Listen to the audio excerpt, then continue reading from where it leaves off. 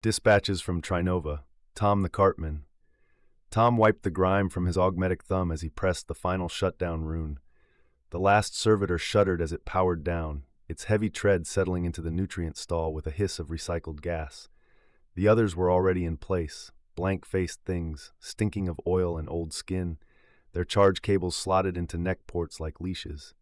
He stood back and surveyed them with a strange sense of pride. All 6 lined up, silent and obedient, maintained well.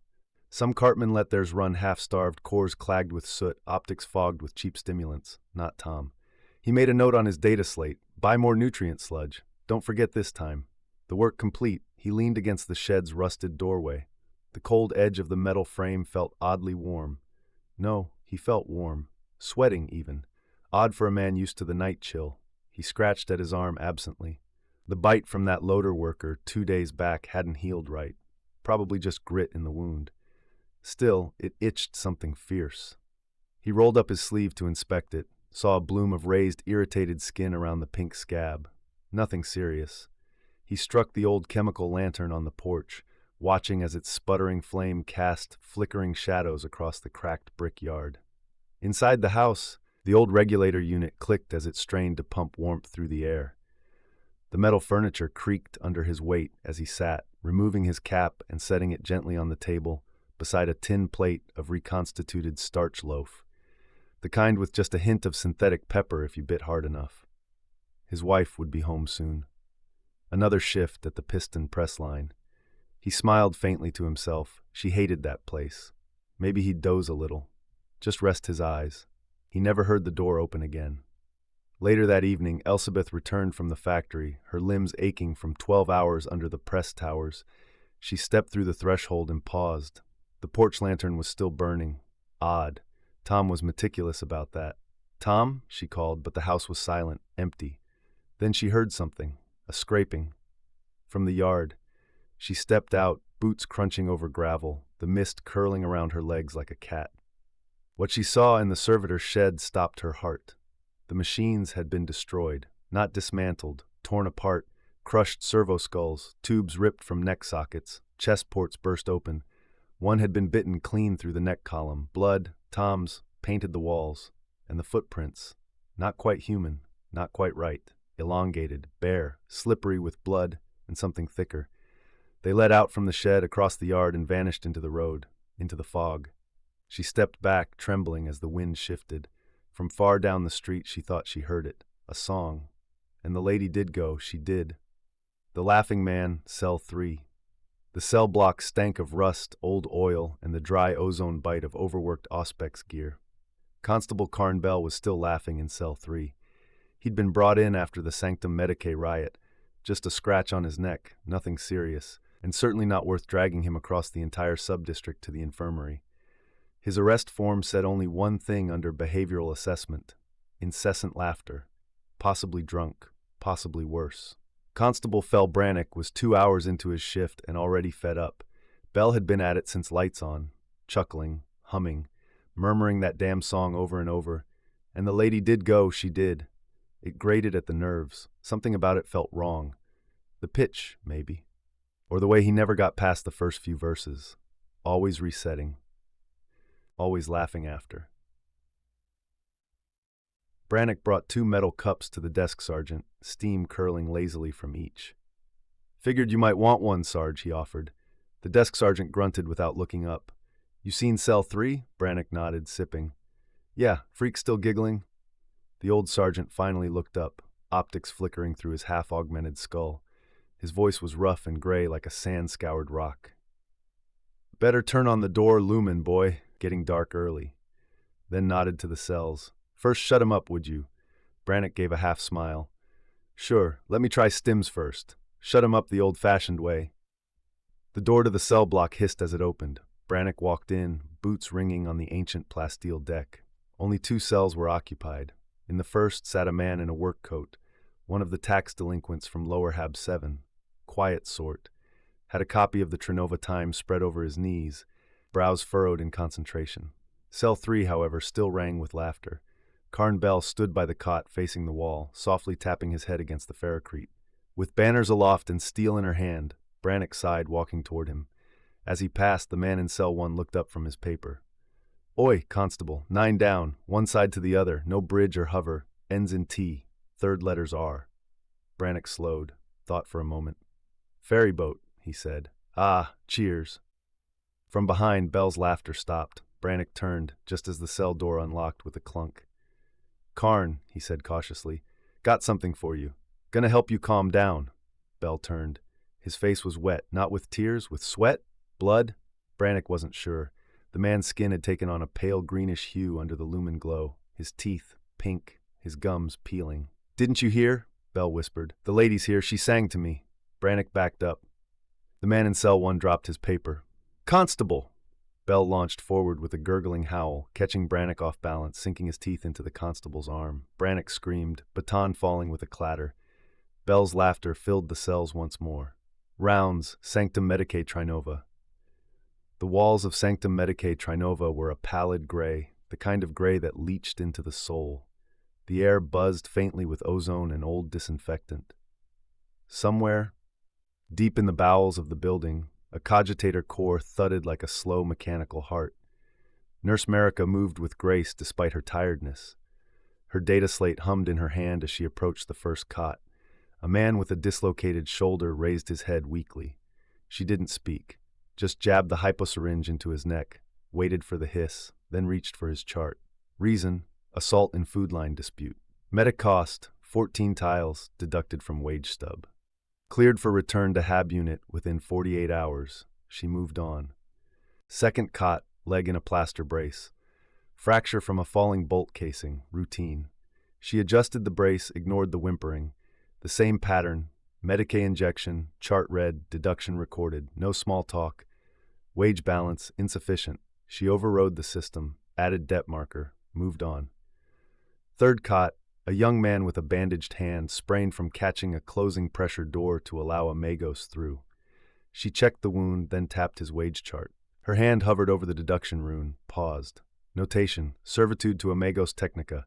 Exemption code 14B Forgemaster, payment waived. She moved on. The hallway echoed with the distant clink of metal. A laugh floated down from the next ward, high, warbling, broken by soft humming. And the lady did go. She did. She grimaced but did not stop. Fifth cot, bite wound. A worker from the recent riot, feverish, shaking, eyes flickering under their lids. Beads of sweat rolled down their skin like oil leaking from a faulty valve. She scanned the chart. Admission: bite wound, no infection present. Current symptoms: advanced fever, welts, spasms, too fast. Her clinical mind processed the inconsistency. Bite wounds shouldn't incubate this fast. She leaned forward, inspecting the spreading boils along the patient's neck and shoulder. Something was moving under the skin. Something wrong. Clatter. A tray hit the ground in the next ward. She turned her head instinctively. And the lady did go? The moment she turned back, the patient's eyes shot open, pupils vast, consuming. A hand lashed upward, grabbing her by the collar. She opened her mouth to scream, but the infected worker sank their teeth deep into the meat of her cheek, and the cry turned to a gurgle of blood. The dorm of the Armsfolk Society. Martha coughed again. Dry, racking, bloody. Her hand pressed to the bite on her arm as she staggered down the corridor of the workers' dormitory. The lights flickered overhead, casting long shadows across the cracked ferrocrete. Her boots left smears of grime across the floor as she pushed through the creaking double doors, her veil slipping loose from sweat-drenched hair. The dorm's night watchman looked up from his ledger, a flickering lumen globe casting half his face in deep shadow. "No synth ale in this establishment," he barked, rising to his feet with a stern glare. "I've never touched a drop," Martha rasped, her voice hoarse. She pulled up her veil, exposing her drawn face and trembling jaw. The old man's expression softened at once. "Emperor's mercy," he whispered, stepping closer. "You look terrible, child." He was a thin man in a patched coat with an Aquila pinned to the collar. Once a hab welder, he'd spent the last 2 decades running the dormitory for the Society of Armsfolk, a halfway house for those discarded by the forges. Faith had driven him. That and guilt. He'd refused to take on higher-class workers. "Wouldn't be fair," he always said. "The needy belong here," he'd preach. "The cog turns for all." "Sit down," he said gently, helping Martha to a worn bench beneath the glow of the Vox shrine. "Let me take your temperature." He reached for the old Medicaid kit, half its contents long expired. Mortgage collectors were due again soon, and the city wasn't kind to those who sheltered the lowest. She was trembling now, eyes glassy, pupils wide. He said a half-forgotten latanic prayer as he rummaged through rusted tins and cracked ampoules. "Don't worry, dear. Got something in here still, from when that Ganger lad got clipped in the ribs last month." He turned back toward her, syringe in hand. She met him with open arms and sank her teeth into his throat. He gasped, stumbling backward, the plasteel bench crashing to the floor. Blood pulsed down his shirt, hot and choking. He hit the ground hard, his head smacking the corner of a cogitator socket. His vision swam. He thought of the dormitory above, the upper floors, dozens of women, sleeping, stacked 6 to a room in old Navy barracks bunks, no locks, no weapons, all helpless. Martha stood slowly, her head lolled to the side, a boil popping on her neck with a hiss of sickly green vapor. A bloody smile cracked her face. She turned to the stairs, and she sang. And the lady did go, she did, and the lady, her footfalls were slow and steady. "I'm coming, darlings." The blue lantern. Constable Malky cursed under his breath as he fumbled with the clasp on the precinct lantern. The outer lumen was dead, again. "Against regulation," he said, voice a tired rasp. His shift was supposed to have ended 3 hours ago, but the Market Ward riot had stretched every station thin. The district's outer precinct, Precinct 12, was a hollow echo of its former self. He lit the interior lumen with a flick of his thumb flint, casting flickering light across the damp corridor. Brickwork blackened by decades of oil smog swallowed the glow, leaving long, warped shadows in its wake. "Should be blue by now," he grunted, climbing the narrow stairs to the precinct's entrance. The blue precinct beacon, a signal to civilians that help and order were present, was dead. He reached up, twisted the manual switch, and watched the lantern hum and sputter to life. A sluggish blink, then another. Finally, steady blue radiance cut through the fog. Inside, the watchroom was cold, still. The desk sergeant's chair stood empty, the cogitator screens powered down. Unusual. Very unusual. Sergeant Brennar never left his post. He was an old warhorse, past retirement, a stubborn fossil of the Arbite's golden past, kept on out of tradition more than necessity. Lived in the station, too. Slept in cell 6 when the paperwork wasn't stacked too high. Never missed a shift. Malky moved through the precinct, his bolt pistol drawn, just in case. The emergency lights glowed a dull amber, flickering over the black steel bars of the holding cells. He stepped into the cell block. Someone whimpered. A huddled figure at the rear of one of the cells shook violently, his hands gripping the bars so hard his knuckles had torn open. "What's wrong?" Malky asked, leveling his pistol as he approached. The man looked up, face soaked with sweat and tears. "Them!" he screamed. They wouldn't stop." Malky turned, boots scraping against dried blood. 3 figures stood in the gloom. Constables, uniformed, identifiable, soaked in gore. Their faces slack, eyes wide, limbs twitching unnaturally. Malky didn't hesitate. The bolt pistol roared, once, twice, sending explosive rounds into the nearest figure's chest and leg. It stumbled, but didn't fall, didn't scream, just limped forward, meat and metal hanging from ruined limbs. Malky remembered old tales from his youth, penny dreadfuls, cautionary stories told in whispers. You aim for the head. 3 more shots rang out in the stone-walled chamber, each a clean, precise strike, each one a death sentence. The 3 constables collapsed in a heap of ruined flesh and twitching augmetics. The hissing of leaking servos filled the silence. Malky panted, lowering his weapon. He looked at their bodies, his heart pounding. "Sorry, boys," he said, voice shaking. I have to call this in." He turned. Sergeant Brennar stood behind him, his face blank, his mouth stained red. From beneath his robes, a claw extended, long, jagged, black as midnight. Before Malky could lift his weapon, it drove into his chest. His scream died in his throat as blood filled his lungs. Then Brennar leaned in and bit down on his face. In the silence that followed, the only sound was the prisoner sobbing and screaming into the gloom. The last message. The cultist pressed himself into a recessed alcove behind an ancient rust-streaked statue of St. Amiel the Wayfarer. The air inside Trinova's orbital shuttleport was thick with incense and industry. a mix of machine oil and sanctified smoke masking the underlying stench of sweat and desperation. He adjusted the hood of his robes, glancing out toward the main docking concourse. His breath caught in his throat. There, two of them. Deacon Metronome and Acolyte Reen, shackled in binding irons, led by Arbite's constables in full riot gear. Their robes had been stripped, their implants dulled with inhibitor collars. Reen still twitched slightly, fighting whatever urge pulsed through his half-transformed flesh. It was no use now. The cultist pulled a compact vox bead from a hidden slot behind his augmetic jaw and clicked the static choked line open. Astalon! Astalon! I don't know if they've got you yet. If not, listen. Don't go back to the chapel. They raided the sanctum, burned the hymnals, the constables bragged. They just nabbed the metronome. He swallowed, dry-mouthed, eyes darting. Ron must have talked. They got him first. Maybe at stage 2 he could still speak, still cry. Across the platform, another security shuttle thumped down onto the landing struts. He saw more Arbites, 4 of them this time, moving quickly. They weren't patrolling, they were hunting. Listen, there's reports of stage 3, of things loose in the city. We didn't mean to spread it. That wasn't the plan. You know that, right? The lady promised transcendence, not this madness. We were supposed to sing our way into the warp, not burn. He chanced another glance. 2 more cultists, Doran and Vex, were herded toward the shuttle. One sobbed, the other grinned, bloody and serene, whispering lines of the old hymn. And the lady did go. They just grabbed Doran and Reen. I'm going to try and board a freighter. There's a pilgrim hauler in Bay 9 headed rimward. I'll hold a place for you if I can. Just don't go back. Run, Astalon. Run. He severed the vox line, pulled the bead apart, and fed it into the teeth of a trash compactor. It crunched softly. He slid off his robes and tossed them into a disposal chute, revealing the stained workers' fatigues beneath. Now, just another face in the crowd. He stepped into the flow of traffic, slipping between pilgrims, vendors, crew servitors.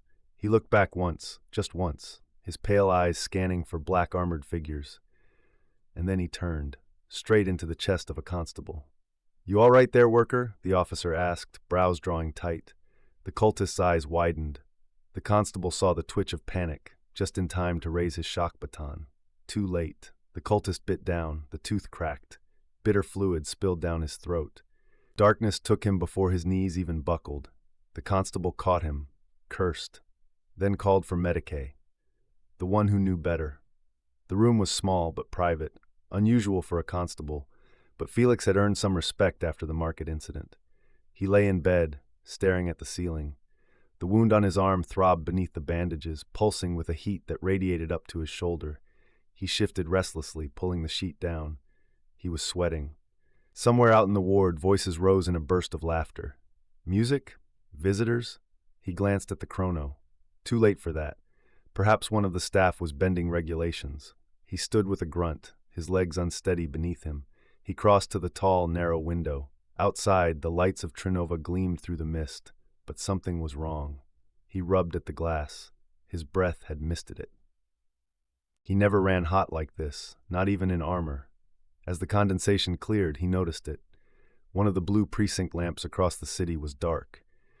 Precinct 7. That was impossible. Those lights were void-hardened, powered by triple redundancies. The only reason it would go out was he didn't finish the thought. A scream pierced the night. Felix turned sharply, hand already reaching for the wardrobe. His Arbite's jacket hung neatly beside his shock maul, and his bolt pistol rested in its charge dock. He stripped off the hospital gown, sweat clinging to him like oil, and dressed in silence. He clipped the suspensor field rig to his shoulder. It ached to do so, the pressure around his infected bite grinding into his nerves, but he endured it. He always endured. Another scream. Closer. He reached the door just as a nurse came running past, her eyes wide with terror. Behind her, a man, no, a thing, scuttled on all fours, a hooked claw like a splintered bone blade jutting from its spine. Felix didn't hesitate. He raised the bolt pistol and fired. The first shot blew the creature's shoulder open. It barely reacted. The second hit center mass. It staggered, snarling. The next 4 rounds tore through its torso, the final one blasting a wet hole through its sternum. It dropped. The nurse stumbled past him into the room, gasping, her hands streaked with blood. Felix slammed the door shut and leaned against it, breathing hard. "You all right?" he asked, voice tight. She nodded, barely. "I think so. Emperor's mercy." She turned to the window, staring out at the dead precinct light in the mist. "We need to call for help. If they're loose in the city." She reached for the latch. "Help me get this open. We can signal." She turned back. Felix was already behind her. His breath came in slow rasps, fogging the air between them. The sweat was gone now. His skin was too hot to hold it. His arm trembled, not from pain, but anticipation. The welt beneath the bandages had split open, something inside writhing, and his eyes, once clear, had turned as black as the abyss. He opened his mouth. "And the lady did go," she did. Then he sank his teeth into her throat. The lights outside continued to flicker. The blue glow of Precinct 7 did not return. Descent. Amaranda Gent sat in the crash seat, wrists bound, the harness tight over her plain civilian dress. The cuffs chafed her skin. Her captors, two Adeptus Arbites constables in void black carapace armor, sat at the far end of the shuttle bay. Combat shotguns rested loosely in their arms, though for the first 10 minutes of the journey from the starport, those same barrels had been trained directly at her head. She had wondered, in those first minutes, if the Arbites would kill them mid-flight, then falsify the logs. Blame a failed escape attempt. It would be easy, clean. Now, boredom had set in. The two lawmen debated the merits of Gravseer Pattern 4s over Universal Tread Mach 3s, both discussing tread depth and shock stabilizers with more passion than they'd ever spare for a suspect's final confession. For Amaranda, the weight of her situation pressed heavier than any harness. Trial and execution, standard protocol for warp cultists on Grimness. No clemency, no audience with a confessor, just judgment, sentence, and silence. She joined the 5-Tower cult for rations. Preacher Lucia Gratner had made a convincing offer, 500 credits a week guaranteed. At first it seemed a harmless workers' circle, preaching ascension through purpose. That was before Astalan took over, before it became something darker. Slaanesh, they whispered. Worship of excess, devotion through beauty, pain, and song. She'd laughed at it all. The gods, the emperor, it was all just noise. Until now. Across from her, Acolyte Rian was humming again. He only ever got to the second verse. Amaranda hated that song. She'd researched it once back when the Arbits started asking questions. The mountain and the lady. A children's rhyme from some backwater colony. NihtWyrtha, she thought. The lyrics made no sense. Something about tides, conquest, and loss. Rien wasn't humming anymore. She turned. Sweat glistened on his brow. Welts had formed along his collarbone, creeping up his neck like a rash of blistered roses. "Rien?" she whispered. His eyes snapped open. They glowed, green fire pulsing in his irises. Amaranda's blood froze. "Guards!" she screamed. "Shoot him!" The nearest Arbites looked up from their boots. "What was that?" Rien spasmed. His spine arched backward with a wet crack. Something tore through his back, a black claw, chitinous and curved, slicing effortlessly through the harness straps.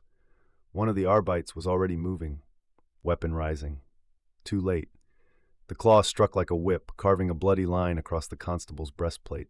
The other opened fire, too close. His shot punched through the bulkhead and shattered the pilot's console. Warning klaxons screamed to life. The cabin lights flickered red. The shuttle banked hard, nose-dipping. Gravity shifted. Screams were drowned by the shriek of tearing metal as the shuttle spiraled downward. Amaranda screamed. Still bound to her crash seat, she could do nothing as the wind howled through a cracked viewport, the burning clouds of Grimness spinning outside. Across from her, Rien crawled forward, half man, half thing, his claws slicing through the safety railings, his flesh rippling with mutation. Amaranda tried to pull away. She couldn't. For the first time in years, she prayed. Not to the false emperor, not to the god of excess, just someone, anyone. The green glow reflected in her eyes as Rien lunged. The shuttle fell into the smog. The condemned, Ronald Markham, sat alone in cell 6, hunched on the edge of the cot, his uniform of drab gray sticking to him with the weight of sweat and dread. His hands shook as he rubbed them together, the memory of the interrogation still fresh. He had told them everything, about the cult, about the hymnals, about Rien, Gent, even Astalan. He'd hoped cooperation might earn him clemency from the Archmagos, or at least spare him from becoming a servitor. He flinched as a scream echoed down the hall. A man's voice, raw and terrified. That was the third tonight. A woman earlier, then a boy no older than 16. Now this. The cries came from the deeper cells, the sealed ones. Then came the shot, one clean bolt. It echoed like a verdict. Markham sat frozen, mouth dry, breath shallow. Another scream, 2 more shots. Pressed his back to the wall, tried not to sob. "Emperor, protect me," he whispered, even though he'd long since stopped believing. The door lock clicked. Footsteps. Deliberate. Mechanical. The lock disengaged with a hiss. The door creaked open. A figure entered, cloaked in red, the robes of the Mechanicus. But there was no vox thurible, no incantation of greeting, just the flat, artificial hum of an injector powering up. "I'm sorry," said the tech adept, his voice modulated, cold. "Archmago Centauri has decreed your services are no longer required." He held up the tool. Heart failure. Quick, mostly painless, eventually. Markham backed into the corner, shaking. "Please, no, I told you everything." The adept stepped forward. Then, a blur. Flesh, fangs, talon. A shriek of warped rage as something leapt from the shadows. The adept dropped the injector. It clattered across the stone as he fell, clawed and screaming, blood gurgling in his modulator grill. His sidearm, a compact plasma pistol, lay just out of reach. The assassin reached for it, twitching. "Help! Me!" he rasped. Markham didn't wait. He bolted from the cell, sprinting barefoot down the corridor. A red light spun on the ceiling. Sirens hadn't yet begun, but the screams behind him said all he needed to know. A service door, a maintenance hall, a broken latch. He shoved it open, fled down the steps and into the yard, vaulted the refuse chute, and landed in a bin full of half-incinerated ration wrappers and old Medicaid bandage packs. He gagged, scrambled free, wiping sludge from his face. From inside he heard the gunfire begin. Markham didn't look back. He vanished into the smog-drenched alleys of the lower city, breath ragged in his throat. By the time the alarm klaxons finally screamed, there was no sign of him, only a broken injector and a red-robed corpse in Cell 6. Rising tide. The patrol warship GFS Devotion was docked along the southern embankment, its iron hull streaked with decades of rust and sacred oil. The smell of machine grease and algae hung heavy in the berthing deck, where rows of void-hardened naval cots held the off-duty crew in uneasy slumber. Overhead, lumen strips flickered dimly, casting long shadows between stacked lockers and the racks of battered flak coats. Petty Officer Jal Corin stirred in his sleep, lips twitching. His throat itched. No, burned. He bolted upright, a cough rattling from his chest. The world seemed too loud, too sharp. His vision pulsed. The infection, he hadn't told anyone, not really. A boil had popped near his eye an hour ago, but he had passed it off as a welding blister. Now the taste of copper was in his mouth. And something else, something sweet. Across from him, Seaman Tarek thrashed under his blanket. The bandage on his bitten arm had soaked through with a bile-green fluid. He jolted up in unison with Corin, breathing heavily. "I feel wrong," Tarek said. His voice was hoarse, eyes glassy, distant. Corin reached for a vox bead, hand trembling. "Medicaid, this is Patrol Deck 3. Request immediate assist." Tarek's scream cut him off. The bitten arm split. Not tore, split, like fruit rotting from the inside. A claw, black and gleaming like oil-slicked glass, punched through the muscle. Tarek's scream became a chorus. Voices layered atop his own, the same chorus from the woman in the market, the hymn of the lady. The other sailors began to stir in confusion. Some shouted, some reached for weapons. But it was too late. Corin fell to his knees, his mouth foaming green, jaw locked open in a silent scream.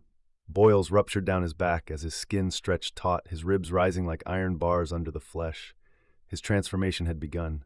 The Vox unit on the wall crackled to life. "Devotion, report status. River Patrol queries your comms. Repeat. Status request. Respond." There was only static. And then, somewhere deep in the hull, a hatch slammed open, and the screams began.